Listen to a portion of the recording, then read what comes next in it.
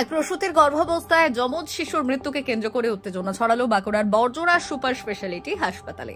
এই ঘটনাকে কেন্দ্র করে গতকাল বিকেল থেকে রাত পর্যন্ত হাসপাতালের সামনে দফায় দফায় বিক্ষোভ দেখায় রোগীর পরিজনেরা। বিক্ষোভে শামিল হয় স্থানীয় বিজেপি কর্মীরা। রোগীর পরিজনদের অভিযোগ, চিকিৎসার গাফিলতিতেই ওই প্রসূতির গর্ভাবস্থায় যমজ শিশুর মৃত্যু হয়েছে। হাসপাতালে ঢিলেঢালা চিকিৎসা ব্যবস্থার জন্য স্থানীয় তৃণমূল বিধায়ক তথা রোগী কল্যাণ সমিতির চেয়ারম্যানকে কাঠগড়ায় তুলেছে বিজেপি। স্থানীয় সূত্রে জানা গেছে, গত 24শে অক্টোবর সোনামুখীর পিয়ারবেড়া গ্রাম পঞ্চায়েত এলাকার পালপুকুর গ্রামের বর্ষা নায়ক নামের এক প্রসূতির প্রসব যন্ত্রণা শুরু হলে তাকে বড়জোড়া সুপার স্পেশালিটি হাসপাতালে নিয়ে যাওয়া হয়। অভিযোগ, সেই সময় প্রসূতির ইউএসজি করিয়ে আনার কথা বলা হয়। হাসপাতালের বাইরে একটি ডায়াগনস্টিক সেন্টারে ইউএসজি করানো হলে সেখান থেকে ভুল রিপোর্ট দেওয়া হয় বলে অভিযোগ। প্রসূতির গর্ভে যমজ সন্তান থাকলেও ওই ডায়াগনস্টিক সেন্টারের রিপোর্টে একটি সন্তানের কথা জানানো হয়। পরে রোগীর পরিজনেরা ওই ডায়াগনস্টিক সেন্টারে যমজ শিশুর কথা বললে সেন্টারের তরফে ভুল স্বীকার করে পুনরায় ইউএসজি করা হয়।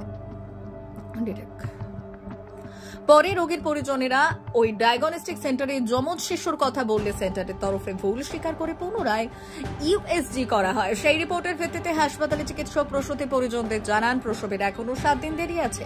প্রসূতিকে ছুটিও দিয়ে দেওয়া হয়।